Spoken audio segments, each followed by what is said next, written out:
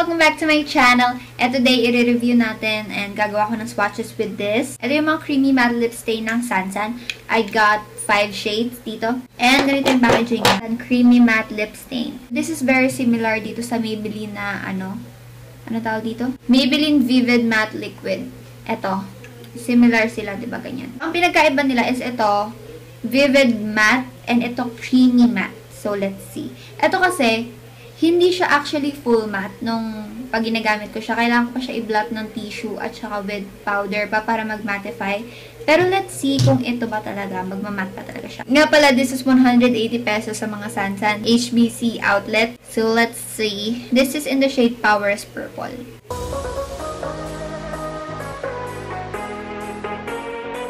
And pigmented din siya, as you can see.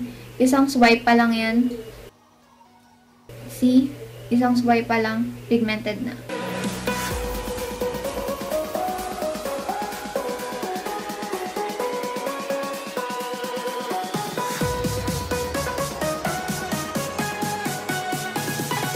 Medyo sticky siya, siguro hindi pa siya nagda-dry. First impressions maganda, kasi napaka-pigmented niya, isang swipe, isang layer pa lang yan. And madali lang siyang gamitin. Ganito kasi applicator niya, doe foot applicator. Di ba tawag doon? Yung tawag doon ba? Para na siyang liquid lipstick for me. And I think this is better than the Maybelline. Oops. I think this is better kasi matte talaga siya nagda-dry. Hindi mo na kailangan ng blotting paper, hindi mo na kailangan ng tissue. Matte kasi talaga siya. So, I will show you guys the other shades na, pero hindi na ako magsasalita. Papakita ko na lang sa inyo kasi ang daldal ko.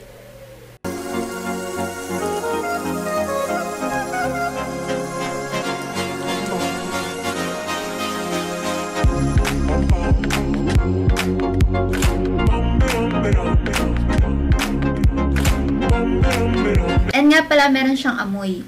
Amoy niya, fruity. Alam niyo yan, yung ibang amoy kasi, diba, pag sa lipstick, lalo na pag sa lipstick, minsan nalalasahan nyo. Ganun ba kayo? Or ako lang?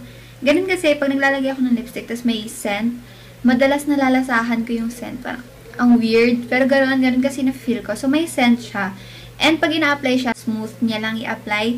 And nagda-dry nga talaga siya ng matte. Puro dark shades kasi nakuha ko eh, sorry. Pero meron silang total of 12 shades. And meron din meron silang, I think, dalawa o isang nude, medyo nude color, medyo light. So, ayun, meron din siya mga orange, reds, ito yung mga dark. So, for now, this is a yes. Bet na bet talaga siya. I will check back later na lang para for an update. Tapos, pag kumain ako, tingnan natin kung ano yung magiging effect niya sa lips. So, hey guys, update doon sa lip stain. Hindi na ako nag-update kanina kasi hindi naman siya nawala. After 6 hours, ayan na siya. Ayan. As you can see, meron na dito, meron na mga line dyan. Ayan na yung pinaka-stain. Siguro kaya kulay red pa rin yung nasa inner part kasi diba, ang dami kong in-swatch kanina. So, ayun. Baka yun yung dahilan. Kaya, red pa rin siya ngayon. Pero as you can see, kumakalat na siya. Nagbe-bleed na siya dyan sa labas.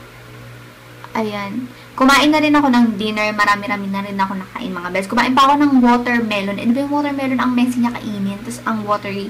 So, ayan. Ayan ang result. So, it is a yes for me. Approved ko siya. Kasi, long-lasting siya. Tsaka, ang pigmented niya kasi. So, ayun. I-update ko lang pala, ang price pala niya is 151. Chinek ko ulit sa Instagram na HBC. So, ayun. Maganda pa rin, di ba? Kailangan mo lang i-retouch, ganun. So, ayun. Wala namang problema sa akin mag-retouch. Yun. And long-lasting din siya. Tingnan din naman. And given na lipstick siya, di ba? Yung lipstick naman, lip creams. Alam naman natin na madaling matanggal yan pagkakain. Pero ito, beds, andyan pa rin. Kahit meron yan sa gilid, at least andyan pa rin. Hindi siya nawala lahat. Don't forget to subscribe for more kalokohan, kagagahan from me. Okay, so pangalawang best ko lang inulit yan ngayon. Kasi diba, meron ko yung Sansan, ganun din sinabi ko. So, ayun lang guys. Thank you so much for watching and I will see you in my next video. Bye!